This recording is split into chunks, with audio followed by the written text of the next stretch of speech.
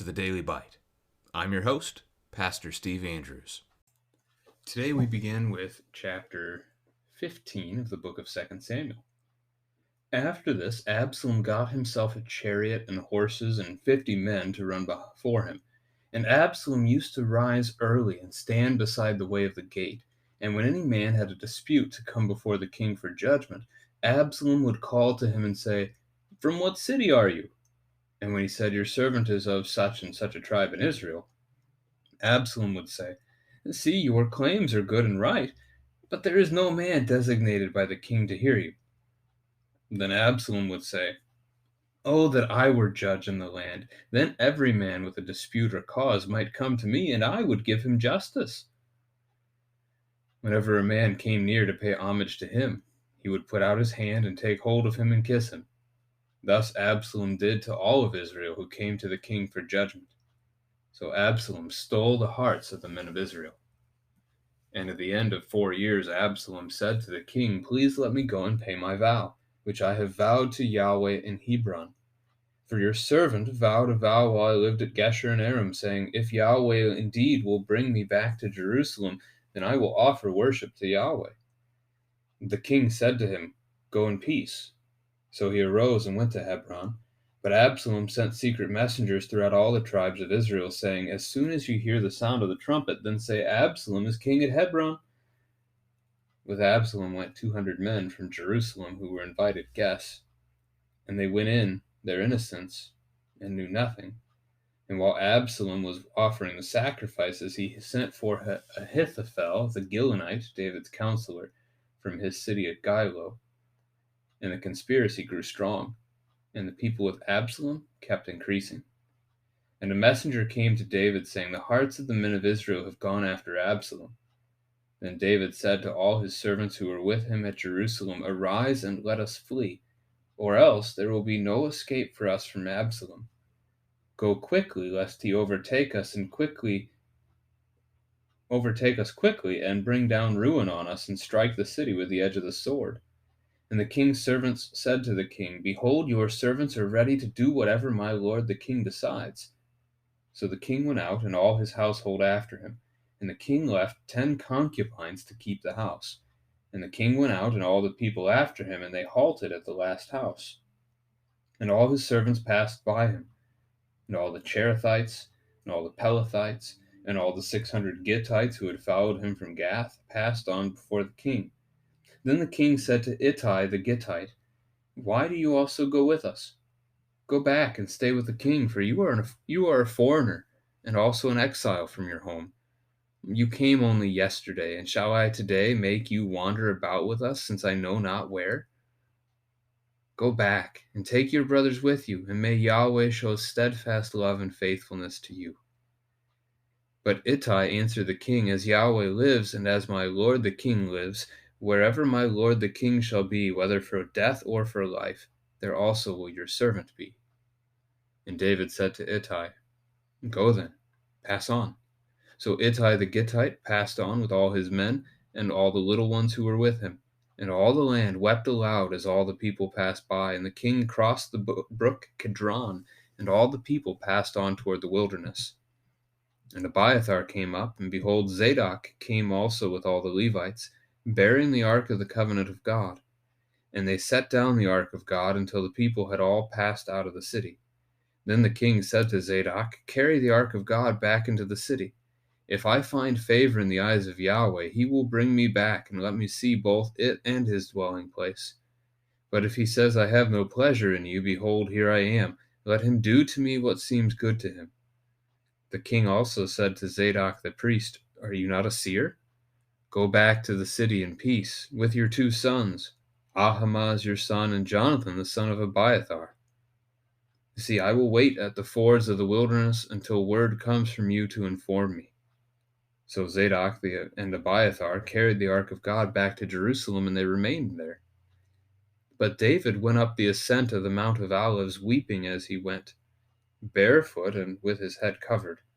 And all the people who were with him covered their heads, and they went up weeping as they went. And it was told David, "Ahithophel is among the conspirators with Absalom." And David said, O Yahweh, please turn the counsel of Ahithophel into foolishness.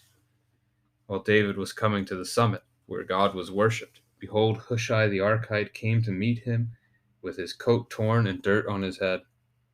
David said to him, If you go on with me, you will be a burden to me. But if you return to the city and say to Absalom, I will be your servant, O king, as I have been your father's servant in time past, so now I will be your servant. Then you will defeat for me the counsel of Ahithophel. Are not Zadok and Abiathar the priests with you there? So whatever you hear from the king's house, tell it to Zadok and Abiathar the priests. Behold, their 2 sons are with them there, Ahimaaz, Zadok's son, and to Jonathan, Abiathar's son, and by them you shall send to me everything you hear. So Hushai, David's friend, came into the city just as Absalom was entering Jerusalem. This is the word of the Lord. So the prophecy that Nathan gave back in chapter 12 is now coming to pass. The idea that God would raise up evil within David's own household.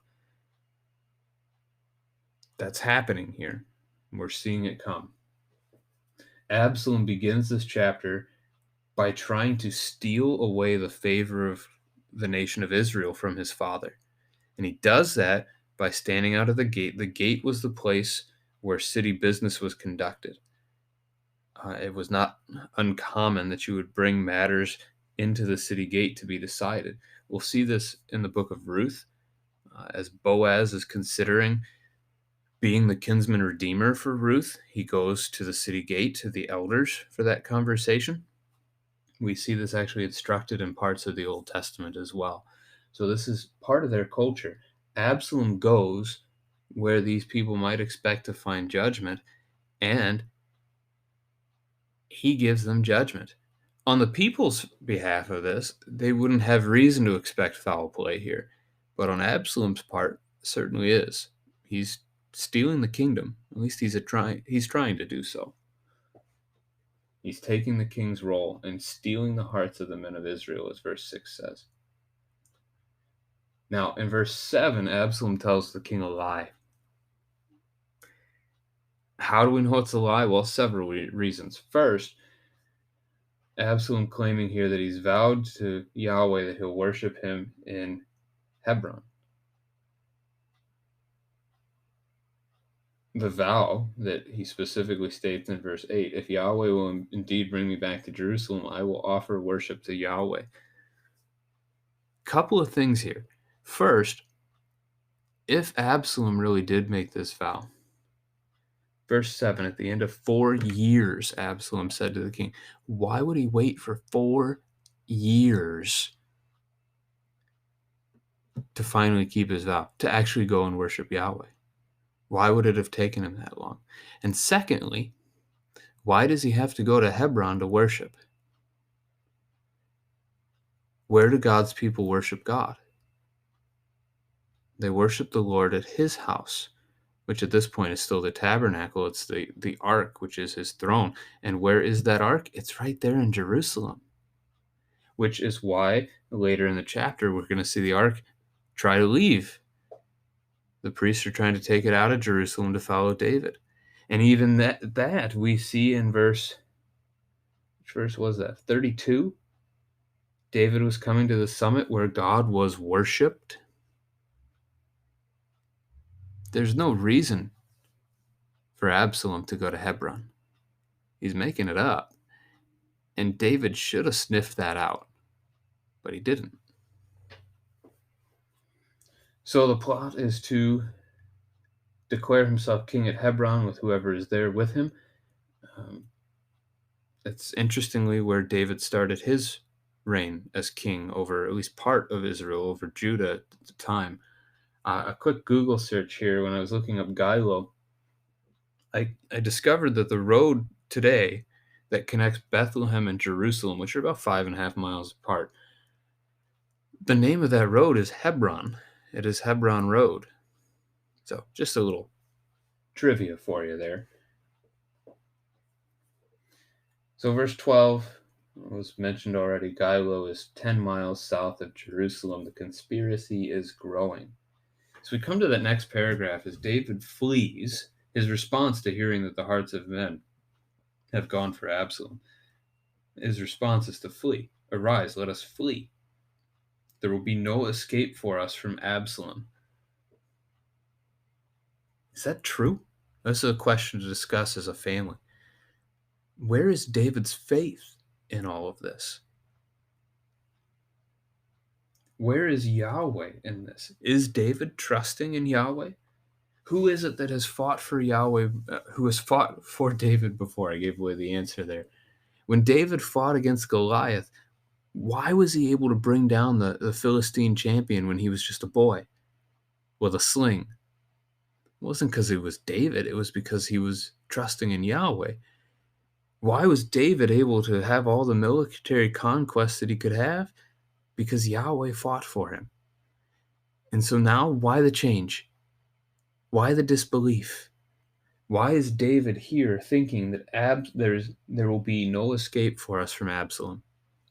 Where is his trust in Yahweh? It has quickly disappeared. Verse 16, he leaves 10 concubines to keep the house. So this adds to the list of David's wives. But nonetheless, this then goes back to 2 Samuel 12:11, that, again, the prophecy that evil would rise up within his house included the idea that his son would take his wives. We're going to see that in the time to come. That's not in this chapter that it happens, but he has left them behind, and so he's set that up for himself to happen to him. We get the account of those passing before David who are traveling with him in their wandering. The Cherethites, the Pelethites have been mentioned in the text before. They are soldiers, non-Israelites, but they are soldiers who fight for David. And we also have another group like that, the Gittites, led by a man named Ittai, 600 of them. And Ittai here shows a great amount of faithfulness. As Yahweh lives, as my Lord lives, wherever you go, whether for death or for life, there will your servant be. That is a very bold statement. I've already mentioned Ruth in our study today, so Ruth says something quite similar to her mother-in-law Naomi. Ruth's statement is even stronger in faithfulness, as she mentions the Lord in it, that the Lord will be her God always. Verse 23, all the people, all the land wept aloud as the people passed by. That helps us as the readers, as the hearers of the text, to question the report that came to David saying that the hearts of men of Israel have gone after Absalom. It's not all of Israel. The messenger didn't say that. But it's not all of Israel. It's only some. So the priests come after David. They want to go too, but he leaves them in Jerusalem. He leaves the ark there. He doesn't take the ark, the throne of God, with him. Instead, he says, let him, so let Yahweh do to me what seems good to him. That's verse 26. That is in itself, on the surface, that would be a faithful statement. We've seen Joab make that statement before in this book. But the question here becomes, is it really? God has already declared what is good to him in his dealings with David. What is it? Ask your children if they can remember what God's plan is for David and for his household. 2 Samuel chapter 7, you can revisit it if you need to together. God has promised that David's descendant will sit on the throne forever and that David will go in peace. Is David trusting that here? Not at all. His own words reveal that. In 27, he calls Zadok a seer. We learned in 1 Samuel that word seer has at one point been the word for prophet. Instead of calling them prophets as we now do, they called them seers. They saw the things that the Lord gave them, visions. Verse 30, we have the mention of the Mount of Olives, David ascending the Mount of Olives. What happens here to the one of the promise that we were just talking about, the descendant who would sit on David's throne forever? What happens to that descendant on the Mount of Olives? What happens to Jesus? It's the place where he's betrayed and arrested. on Maundy Thursday. He did so barefoot. I don't know if that's a reference to holy ground, like we saw God speak to Moses in Exodus or not, but there's at least a coincidence there. David's prayer in verse 31 is interesting and unique. He prays that the Lord would turn Ahithophel's counsel into foolishness. In other words, David's prayer is that the advisor to his son would lead him astray, would give him all kinds of terrible ideas that would not advance and further his kingdom. And then in the last paragraph of our text for the day, we see David plotting. He takes his friend Hushai and essentially sends him to be his spy in Jerusalem, to be able to send word so David can be kept apprised of what is happening back home. That's our text for the day. Tomorrow we will see Absalom actually enter into Jerusalem.